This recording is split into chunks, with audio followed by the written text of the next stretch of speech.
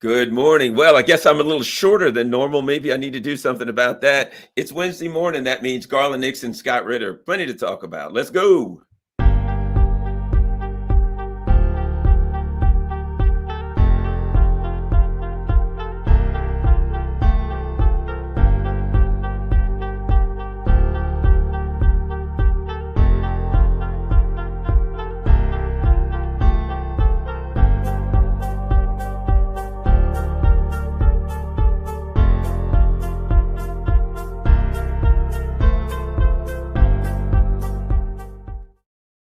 It's Wednesday morning. Garland Nixon and Scott Ritter here. And lots to talk about. I'm reading in the, let's start here, Scott. We'll go to about 9:45 this morning. I got a few things to do. But um, Robotna, or as I guess we look at it from America in English, and we'd say Robotyne, but Robotna.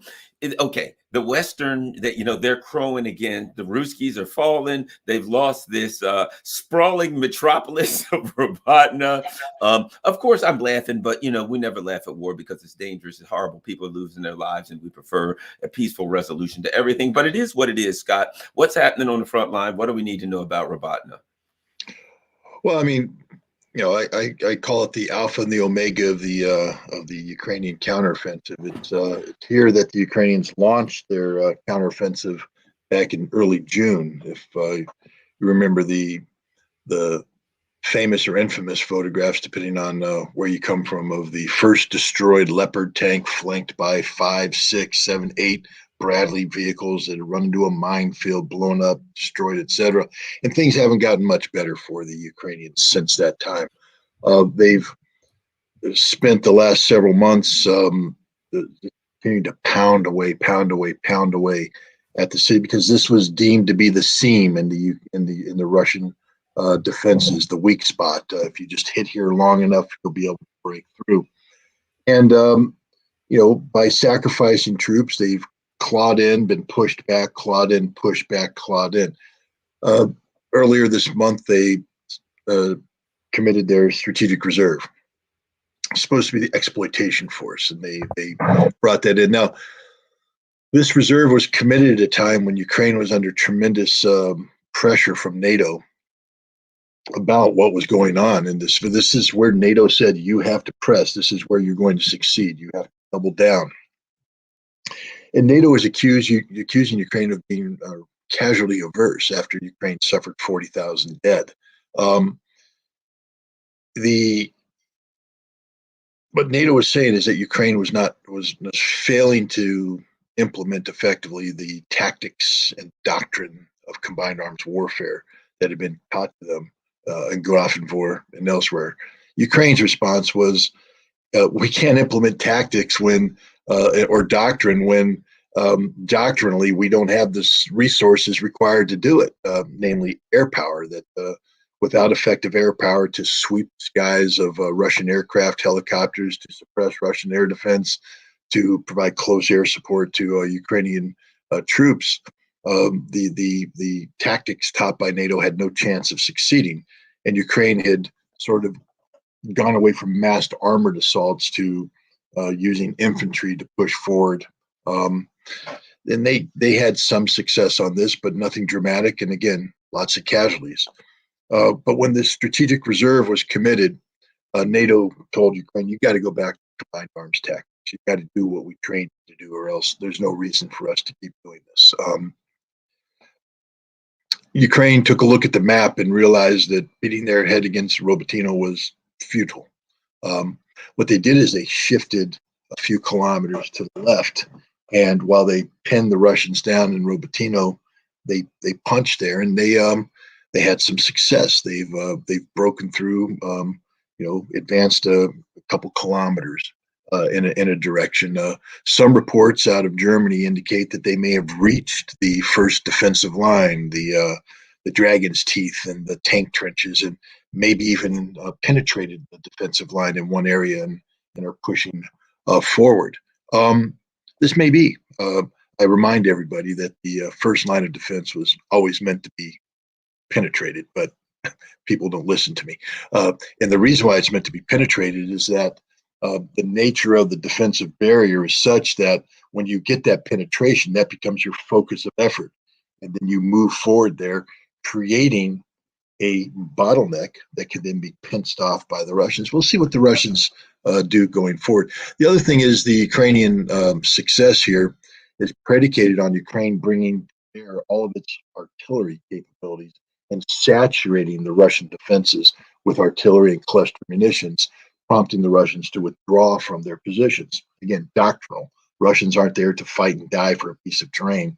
They're there to get the Ukrainians to commit to a course of action, and then we'll see how the battle unfolds. So Ukraine did that. The Russians withdraw. But the interesting thing is, being an old artillery guy, as the I don't know why people, because right now I have to tell you that the telegram is going crazy, especially the so-called Russian experts who are very critical of Putin, very critical of Gerasimov, very critical of Shoigu. And they're like, oh, look, it's failing. It's collapsing. The world is over. And I'm like, I just have a question for you. If the Ukrainian artillery is being used to suppress Russian defenses and the Russian defenders pull back on a narrow front, and now you are advancing forward, as your forces advance, what does your artillery have to do?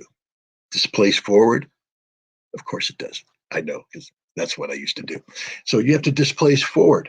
Now, if you displace forward where the broad front is advancing like this, and you're displacing forward, you maintain the same operational parameters, meaning that you're far enough back that the enemy can't hit you effectively. You take advantage of your range, superiority, etc. But if you press forward in something like this, and you're here coming forward, as you come forward into the breach, you're exposing yourself to enemy artillery, enemy airstrikes.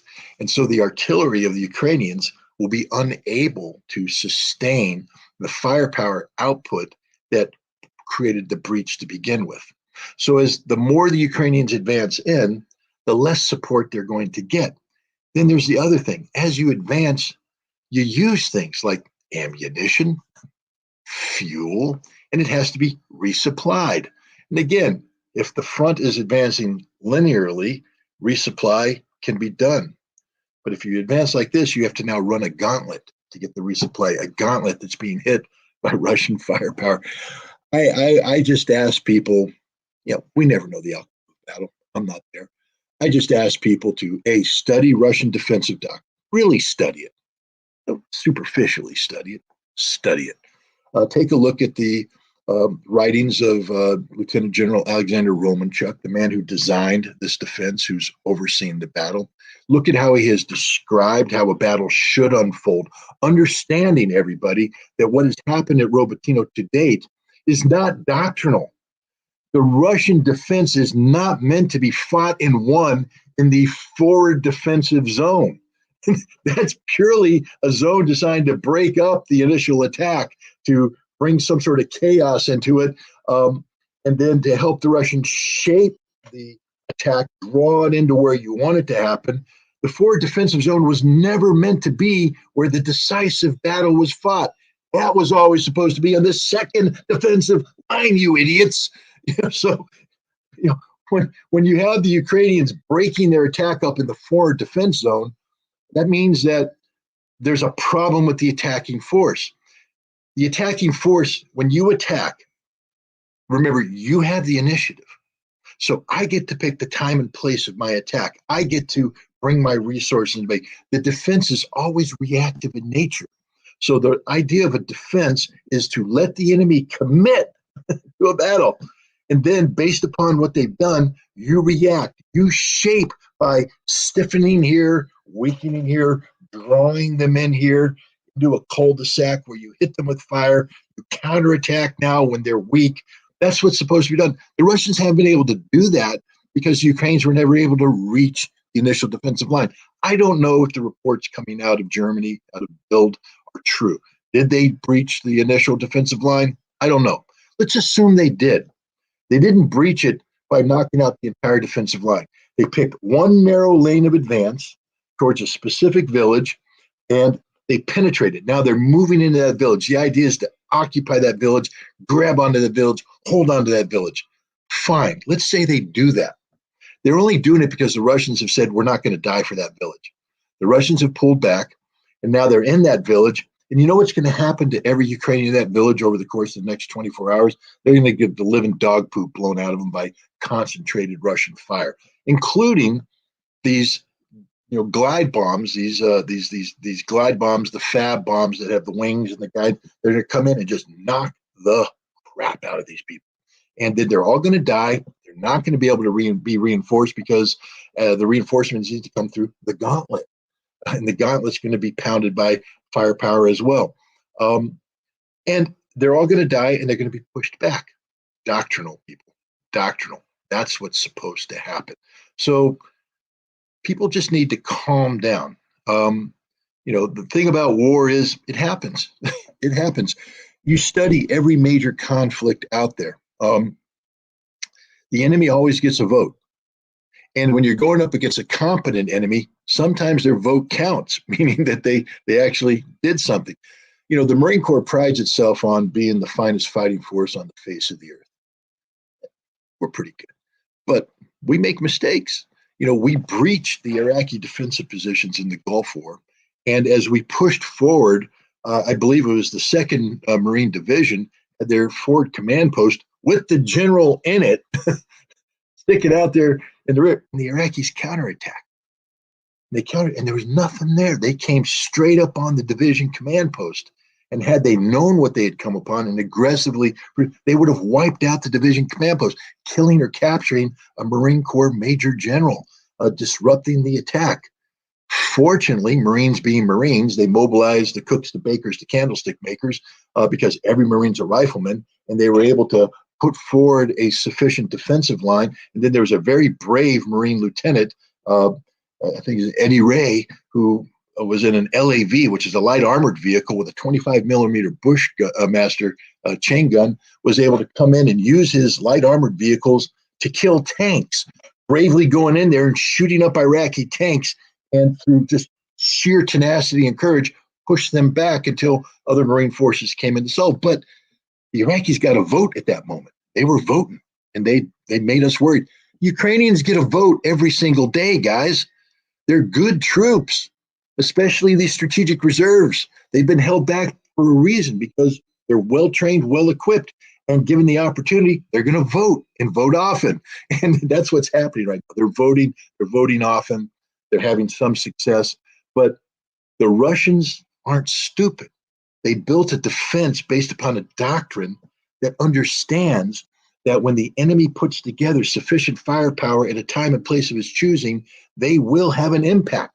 And the Russians have a choice: fight and die, which they can do.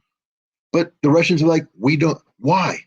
Why fight and die? Why sit there and say, we're going to lose 1,000 guys for this village, when we can push back from the village, suck the Ukrainians in, maybe lose 50 guys in that village, pull back, maybe lose 100 guys in the next wave, pull back and kill all the Ukrainians, losing only 150, 200 guys. 1,000 versus that, the end result is all the Ukrainians are dead. You hold that village in the end. The Russians, that's their defensive doctrine. That's what they're doing. Can't predict the future. Are the Russians as incompetent as these Russian-hating Telegram channels say they are? We'll find out.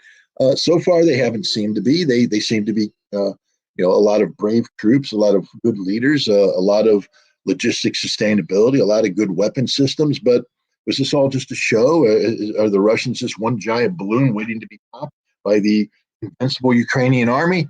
I don't think so, but we'll find out. The battle's happening right now. It's unfolding. I believe it's going to end with a lot of dead Ukrainians and the Russians being right back to where they started. But we'll find out. Well, and as I see it, my understanding is the Russian doctrine is not, we're going to take this town or that town. We're not going to take any particular town. It's, we're going to decimate your army. And they'll trade the town. You can have it. They'll back out. They'll come in. They'll back out. They'll come in. It's complete. Continue to inflict loss of men and material until you can't fight. And if you want that village, you can have it for a while. But we're going to You know what I mean? That the fight is not over. If you understand what I'm saying, my understanding of Russian doctrine is the fight is not over the ground. It's over knocking your army out, and then I can walk into whatever town I want. Yeah, I'm not going to be impressed if the Ukrainians take a village located a few kilometers to the north of Robotyne. Um, when the Ukrainians take Tokmak, I'll be impressed. Okay, if you can take Tokmak, that means that you have breached the first line of defense and you have breached the second line of defense, and you have now taken a major objective that enables you to fulfill your strategic goal of taking Melitopol, which is the goal and objective. You take Melitopol, you sever the land bridge. That's what they want. If you're still 2.5 months later fighting around Robotyne, taking the village here, there, you're nowhere clear to doing what you want. And so people have to put things in perspective. Now, General Hodges, former commander of NATO forces, he's out there telling, and I saw this the other day. I was in I listened into a Twitter Spaces, where there were some, people of note who are pro-Ukrainian, pro-NATO, etc. And their big thing is, Normandy. You guys remember Normandy? We went across the beach in Normandy, and then we got caught up in the hedgerows, and it was ugly. June was ugly. July was ugly. Early August was ugly. And everybody was like, we're going to lose. We're going to lose. But then Cobra, Patton, Third Army came around, flanked them, boom, and we won. And I'm like, yeah, that's because you had Patton in the Third Army. Cobra wouldn't have worked if you didn't have Patton in the Third Army. If you were still just beating around the bush in the hedgerows, you'd have been beating around the bush in the hedgerows. But what beating around the bush in the hedgerows is commit the Germans, fend the Germans, and then at the moment when the Germans were at their weakness, a fresh army, an army came in with a very aggressive general named Patton, and wham, off they went to the races. For the current battle for Robotyne, to be the historical parallel of Cobra, you need an entire new Ukrainian army to come in out of nowhere and suddenly inject themselves into the battlefield. That's not happening. Their strategic reserves, 3 brigades, was committed, and they're gaining a kilometer here, a kilometer there. But this isn't the breakthrough force. And let's just say they did break through. Bam. Let's say the 82nd Air Landing Brigade is all that. Really highly trained, motivated. They did their job. They're not immortal. They're a brigade, 5,000 to 6,000 guys, and they're getting bled as we speak. Eventually, they're going to run out of combat power, and they're going to stall. And at that point, what normally happens is you have a follow-on force come in, do a passage of lines, and continue the attack. Where's the follow-on force? That was it. There's nothing left. There's no General Patton. There's no Third Army. They're done. So, even if everything's going Ukraine's way, they just don't have the forces to exploit what they think they're trying to accomplish. I actually have confidence in the Russians that what's happening here is doctrinal, that the Russians are doing what they're supposed to do. The commander is told, don't fight and die for a piece of territory when you can fall back to a secondary defensive position and continue to attrit the people. And when we talk about the first defense, the crumple zone, Robotyne and all that, you're not even really supposed to talk about fighting and dying. All you're supposed to do is shape the battlefield, shape it, influence it. Get them to commit. Once you find out where they commit, you fall back, and then you attrit. You keep them attrited, but you keep falling back.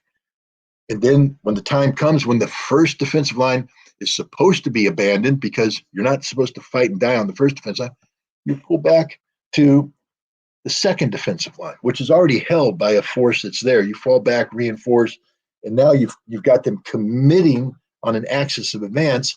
And you start bringing in your reserves. Your reserves have been held back here, not in the front lines. Now the enemy's committed, and you start deploying the reserves so that you can pinch them off. You can counterattack. You can push back. I think that's what's happening right now. But again, you wouldn't know it by reading the telegram. The sky is falling, baby. It's done. The Russians are finished. Surrender. Ruki Verk, March. I mean, and these are Russians. These are Russians. I mean, that's what kills me about this is all these guys spend their whole day talking about how wonderfully patriotic they are. We are the only true patriots in Russia. And then at the moment of adversity, oh my God, this is horrible. The Russians suck. They're the worst. Again, I Well, don't. it's that emotional roller coaster, with and you kind of see that from both sides. If somebody takes a village, they go berserk. It's over. We took the village of whatever. They never even heard of it before. And then when they lose a village that they never heard of before, then they fall to pieces. And it's that emotional roller coaster that we've seen, time and again. And in the long term, I look at it like this: Robotna, what is it, like 800 to 1,000 miles of fighting front? I think if I've read that Robotna, the last census had 480 people. It ain't 480 exactly people. it ain't exactly Leningrad. Now let me ask you this. I keep hearing, we constantly hear comparisons to World War II battles, and because they were in this area. And the one I've been hearing is Kursk. That's what I've been hearing lately. Why are people bringing up Kursk? In what context, and how are they relating it to what's going on now on the battlefield? Well, Kursk was one of the largest tank battles in history, and it was one of the defining moments of the war. It was fought in July and August of 1943. It basically was the Germans that you had this when the Russians counterattacked in the winter of 1942, spring of 43. They created this salient, this bubble, and so the idea of the Germans was they were going to pinch it off to attack from the north, the south, pinch it off, surround these Soviet forces, destroy them, shorten the front, and perhaps be able to continue the assault towards Moscow. And the Germans, they had been bled white over the course of the winter, but they had built new tanks. They had now Tiger I tanks. They had the Panther, the Mark V. They had fresh divisions, well-trained troops, and so they threw everything they had into this fight. The Soviets had forces, but understand that they had just come off a very difficult winter. I mean, people tend to forget that in the summer of 1942, the Soviet army was in retreat. They had been beaten outside of Izium, outside of Kiev, Case Blau, and the Germans counterattacked and drove them across the Kalmuk plains, and they were in Stalingrad, moving down the Caucasus, threatening great advances. And the things had turned around, but the Soviets paid a heavy price. That they don't have infinite resources, and so they were there. This was a big gambit by the Germans, but the Soviets marshaled some reserves. They were going to let the Germans commit to this fight, and then at the appropriate time, the Soviets would counterattack and sort of turn the tables on the Germans. There was a big battle in Kursk where the Germans had wanted to take this village, and it began with a P, and I always forget it, Propakop or something of this nature. But that was the place. If the Germans could break through, take this village, it would have put the Soviets in a very bad position. And so the Germans were fighting, and boom, they get to the village, Tiger tanks, everything, and the Russians counterattack, and it's tank on tank, force on force. I mean, when you look at the photographs of the battlefield afterwards, it's as if somebody had taken a sack full of tanks and just emptied it out over the battlefield, flipped turrets off, blown up, bodies everywhere. I mean, unbelievable carnage. But it was one of the decisive battles of the war, because at that point, the Germans lost the ability to regain the initiative. Kursk was about German initiative, Germany imposing their will on the battlefield. After Kursk, Germany was never able to do that again on that scale. They were always responding to what was an inevitable, it's a big word I just fumbled, never mind. It was a Russian advance that wasn't going to be stopped. And so that's what I think people are referring to here, where the Ukrainians have assembled this force. It's their last gasp force, and they are trying to break the Russian defense in hopes that they can achieve a victory that will, stop the Russians' ability to move forward. But I think Robotyne will go down in history as the place where the Ukrainians broke their back.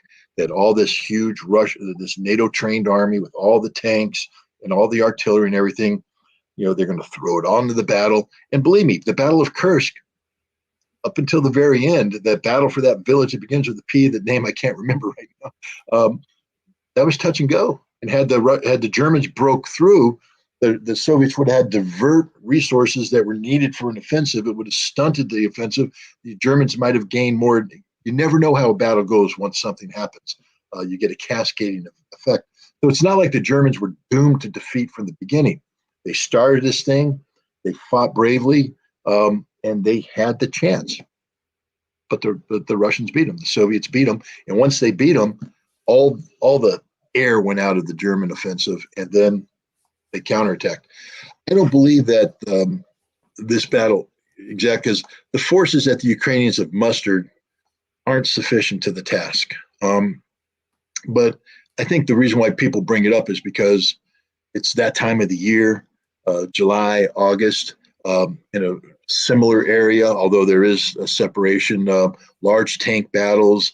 The Leopard tank brings back memories of the Tiger tank. And so I think people bring that up. And that's why there's a lot of talk about it. I mean, you just saw that Vladimir Putin was in Kursk the other day doing a commemoration of the battle, and I think it resonates with a lot of Russians who are drawing those parallels. And it's somewhat ironic that the Ukrainians might be drawing the parallel of being the Germans in this one. Nazis, who knows? Well, something else I definitely want to ask you about, not necessarily Ukraine, but I think it's important. And I think it's related to Ukraine, as a result of, and this is, I'll say what I think. It's Gabon, however it's pronounced in Africa. So, but we've got another West African country where the military, basically, they had this family that's been in power, a small country, 2 million or so. This family's been in power. I think 70 or 80% of the people there don't have like electricity or running water, impoverished. This family that has mansions, money everywhere. The leader had pictures taken in France, shaking hands with Macron, etc. So it's one of these where it's really people in the world are just starting to learn that, like, this France are just robbing these countries blind, taking their gold, taking their copper, everything. And we got another country where the military is saying, we're going to overthrow the country. Now the West says, oh my God, a military overthrow. The people are in the streets celebrating that this family that's run a country for 50 years are no longer in power. I think I'll put it like this. I think it's relative to Ukraine in that nobody would dare push back against the US, France, or any of those. And they see Russia fighting. They see somebody pushing back against this big monster, and they're like, maybe it's time we'll push back. I don't know. Maybe that's a wrong interpretation. Your thoughts on Gabon, what's going on in West Africa, and does that relate to Ukraine? In that, let me add this. In that, the pictures I see, every picture I see of these people in the streets in Africa, they're holding Russian flags. Russian flags have become symbolic of something in Africa. Scott, your thoughts on Gabon and West Africa? I mean, what we're looking at is basically the collapse of post-colonial France in Africa. France had extensive colonies in Africa, but after the end of the Second World War and the decade that followed, these colonies became independent.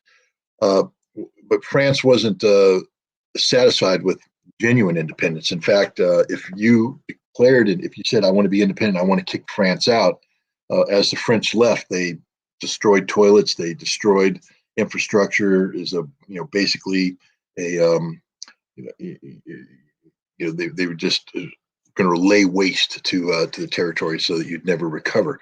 But you were given the option that, yes, France will leave as a colonial power, but France will remain as a post-colonial influence. That France will support your politicians, will provide military support, will provide economic support.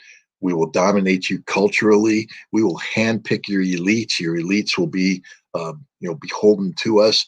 And this is the system that France imposed.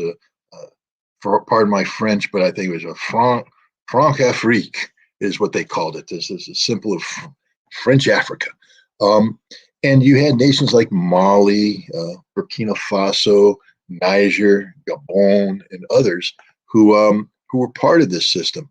But over time, I think these post-colonial projects of France, which were solely for the benefit of France. Let's take Gabon.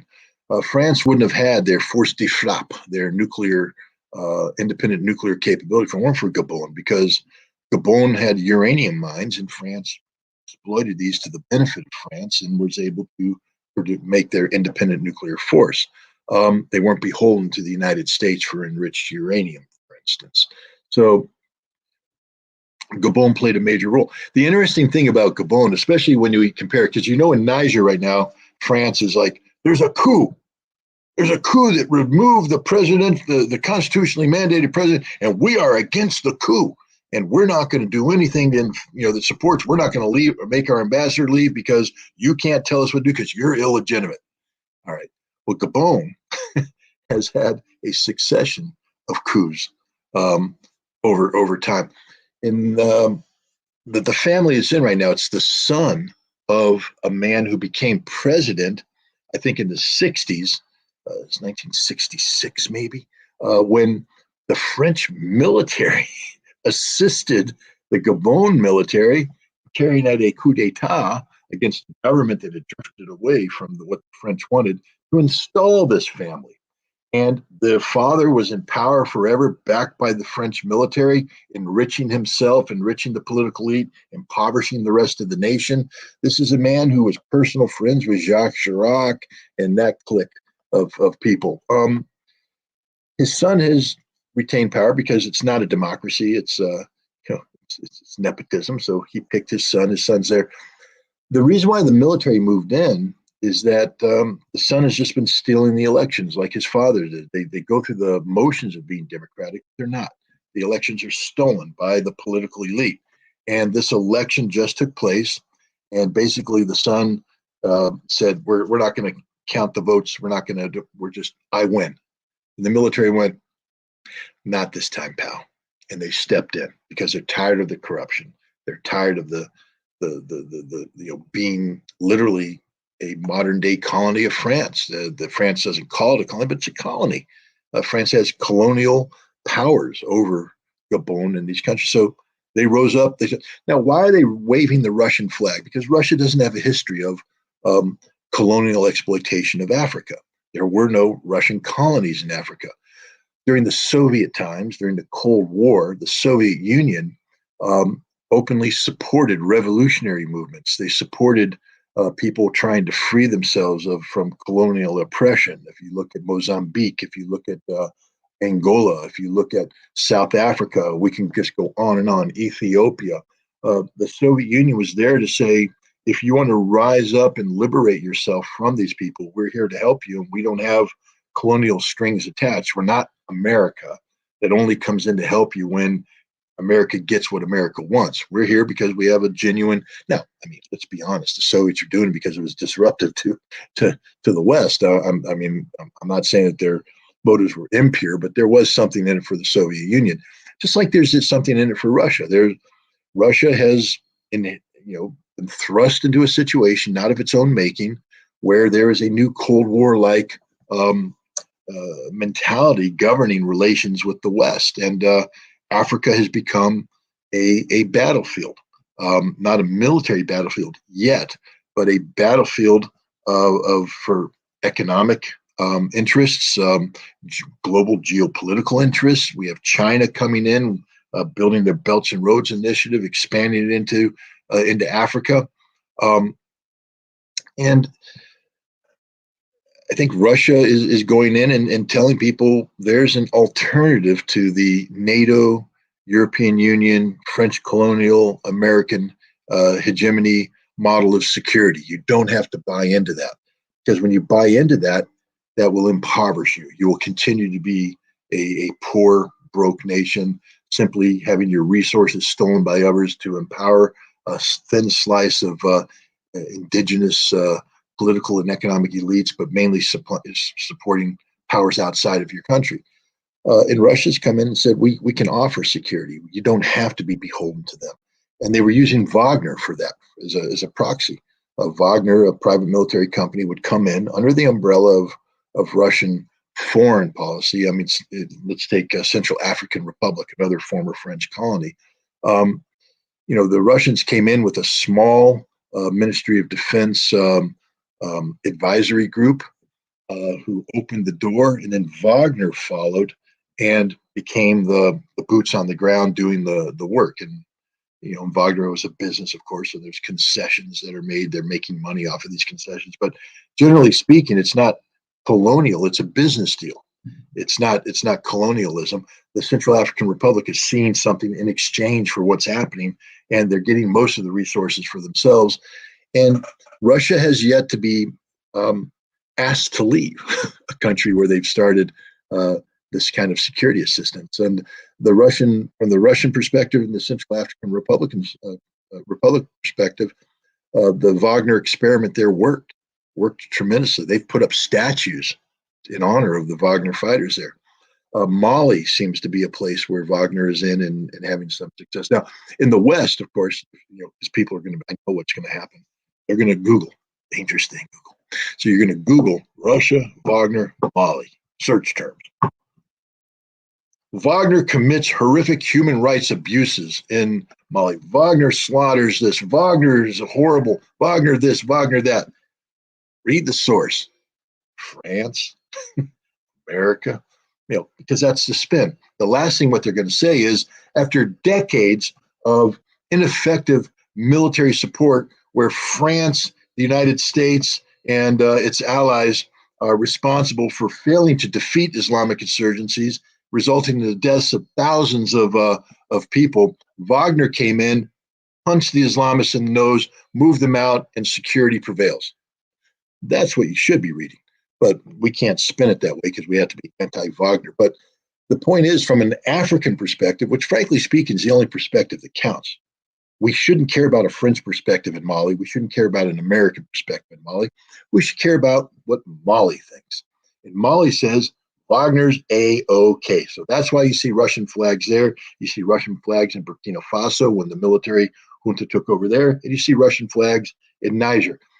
I haven't seen a Russian flag in Gabon yet, but I haven't been looking for one. So it's not, I'm not saying it doesn't exist.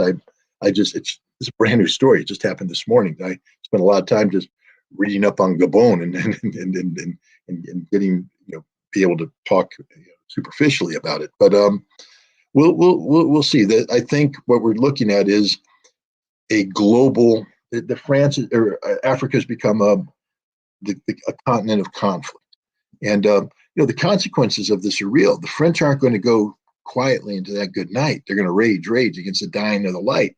And there's a chance that what's happening in Niger and Gabon can lead to regional conflict that will tear the region apart, further bring devastation and destitution to these people. But then it'll backfire, as they always do, because what happens when you have this kind of economic conflict? People lose their jobs, they starve, and then they move. And what will happen here is you're going to get tens of millions of West Africans, Central Africans, moving across the Sahel towards North Africa into the lawless Libya. Gaddafi warned people about that. He said, you need me here because I am the wall. I am that which stops this mass of humanity from reaching Europe. But no, we got rid of Gaddafi, brought in a civil war, total instability, and now Libya and Tunisia are the conduit for millions of refugees to Europe, and Europe is saturated. They can't absorb anymore, and they don't want to. And the continued pressing of refugees onto Europe is destabilizing Europe economically, socially, politically. So what happens now if we have this general war in Africa and suddenly 30 million African refugees who are desperate, by the way, who don't give a damn that they might drown. And once they're on Italian shore or French shore, they don't care. That's an Italian problem, a French problem. They're alive. They're away from that. And they're just going to keep coming, keep coming, keep coming. That's what people have to realize right now and tell France, not just no, but hell no. We don't want a war in Africa. You lost that colony because you suck. You lost that colony because you've been robbing them blind for decades. You lost that colony because you're greedy. You're not the bastion of human rights that you claim to be. You're a liar. You're a hypocrite. And you're just going to have to learn to live with it. But we're not going to let you and your pride create the conditions for, the destruction of Europe, because it would be. And it'll happen simultaneously as what's going to happen in Ukraine. If the Ukrainians don't win this counteroffensive, and pro tip, they're not going to, and the front line collapses as it's inevitably going to do because there's no more troops left, and the Ukrainian army pulls back to the Dnieper River because that's the last viable line of defense available to them, about 6 million Ukrainians are going to be displaced. They're going to be heading due west towards Poland. And Poland's already said in the winter time, they're going to say, we ain't taking them. And now you got a crisis. You got refugees pressing in from Poland. You got the refugees coming in from Africa. Europe is now in a pincer movement of refugees. And it's just nothing good will come from it. And running and the winter and this winter, they could very well, and it looks likely, have some very serious problems with energy. And as you said, that's the collapse of Europe. I'm glad you mentioned the refugee issue, because Gaddafi warned them 2 weeks before. He was on the phone. I've read this. He was on the phone with Tony Blair and told him, if you take out Libya, that's it for Europe. We got a lot of people in Africa who will go right through here and they'll be there. And if you do that and then destabilize all of West Africa, you're going to have desperate people run from war, refugees run from war, millions of people saying, I'll go to Europe, because at least in Western Europe, there's not a war. And now Western Europe is flooded. It would be, and as you said, Ukraine falls at the same time. Millions of Ukrainians, they're coming up across the border. It's the immediate political collapse of Europe. The people will then, they will finally recognize, I always say this about our border. People say, what about our border? And I say, we overthrew the damn governments of Guatemala, Honduras, you name it. And now the people are showing up on our border. And these idiots are talking about, some of these DeSantis, yes, we've got to go bomb Mexico. What do you think is going to happen? If we start bombing towns in Mexico, what do you think a whole hundreds of thousands of Mexicans are going to do? Maybe millions if we start bombing their towns. Do you think that's going to stop immigration? You're going to have millions of people fleeing bombs, fighting. You go there and you start fighting with the drug cartels. What are people going to do? They're going to flee. And you think you got an immigration problem now. So at any rate, Scott, well, we're going to call that quits. I think that is it. The last thing I wanted to say is this. It's interesting when I was watching this African YouTube show, and the guy was literally crying, talking about this morning. But what he was talking about is his anger at this family that's been running Gabon. And these African leaders, because you know how colonialism works. You go in and you find some greedy oligarchs. You make sure they get plenty of money in return for screwing over their country. And I thought, didn't it just come out that Zelensky has some multi-million-dollar ranch or something in Egypt? It's the same thing. You know what I mean? What's the difference between Gabon and what Zelensky's doing and I could make an argument for some of the other European leaders doing the same thing, but you know what I mean? Zelensky's doing exactly the same game, enriching himself. The CIA leader went and said, hey, you stole 400 million. That's a little more than your fair share. Could you cut it down to maybe 2 or 3? Before we go, your thoughts on Zelensky. And one last thing, I guess I got to ask you about this. There's talk that he could be facing a coup when this all falls apart. Your last comment on that. Well, I mean, I've always said that at some point in time, the Ukrainian military is going to reach the breaking point and lose faith and trust in Zelensky. It happens throughout history.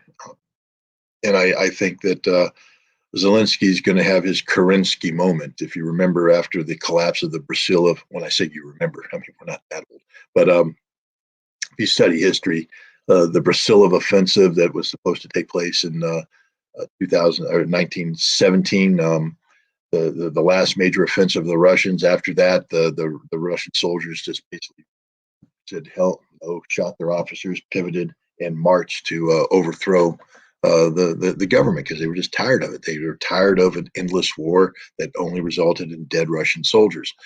The Ukrainian soldiers, I think, after this counteroffensive, are going to be on edge. They're going to be asking, what are we doing? Why are we doing this? And they're going to start looking at Zelensky and seeing the corruption and realizing there's no solution here. And I do think that he is very ripe for being plucked by Ukrainian military people. Maybe that's why we're hearing stories now of him buying these properties in Egypt and Israel and France and Miami and elsewhere. It's a place for his wealth to accumulate, so that if he eventually says, "I'm out of here," he has a place to go to and retire to. So I guess we're talking about a race between Zelensky being able to cut and run and the military getting fed up. What's going to happen first? My money is on the military because Zelensky is a classic narcissist and a class. One of the things about corrupt people is there's never enough. And right now he has a system where he is just making money, because, as you said, he's just stealing it left and right. Everybody in Ukraine is doing that. And it's like going to Vegas. And we always say when we go to Vegas, I'm going to walk away from the table, but then you sit there and you hit the dice 5 times and you're like, I'm just going to keep this going because Lady Luck's on my side. But eventually, let it roll. And eventually, and then the casino's only too happy. We'll let you roll because the odds are in their favor. They're going to win. Zelensky, I don't think, has the discipline to know when it's time to go. And he has enough arrogance and hubris to disregard the advice of his political masters. The day when his MI6 controller comes up and says, "You got to go now." I think he's going to say, "No, I'm staying," because he's convinced himself he is what they've made him into. He convinced himself he is Winston Churchill. He's convinced himself that he's a wartime president. And when it all collapses, he's going to be standing there, and maybe the last thought that goes through his mind before the bullet is, I am this great man. I can do this. I can overcome this. But he's not. He's just a comedian who's been promoted well above his pay grade. Yeah, I think we're going to see that I must go kind of thing where Zelensky's out of here. And to be quite frank, with the stuff that's coming out about Biden, I don't see how that guy can stick around. Jeez, that you talk about. He's making Zelensky look like a Sunday school teacher. Boy Scout, yeah. All right. Well, Scott Ritter, thanks a lot, everyone. Don't forget, go to Scott Ritter Extra. That's scottritterextra.com. Where you can follow Scott and all of his good work. You can read all of his stuff there. And of course, there are opportunities there. Hey, man, everybody's got to eat. So go there, and certainly everything's available there. You don't have to donate, but it would be great if you can help Scott out, if you can donate and help him continue his great work. Thanks a lot, Scott. And I look forward to talking to you again soon.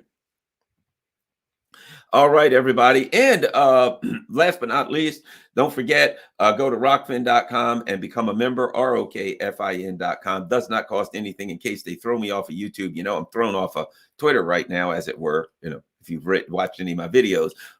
So rockfin.com does not cost a dime to become a member. However, you can become a subscriber. Subscribers like $14.99 a month, or they give you a couple months free if you join for a year. And you don't have to do that, but that would be appreciated if you can help keep the channel strong on Rockfin. As you can see with everything scrolling across, you can follow me on Patreon and donate there, buy me a coffee, Cash App information, etc. Thanks a lot, everybody. Have a wonderful day. I gotta run. Peace. I'm out.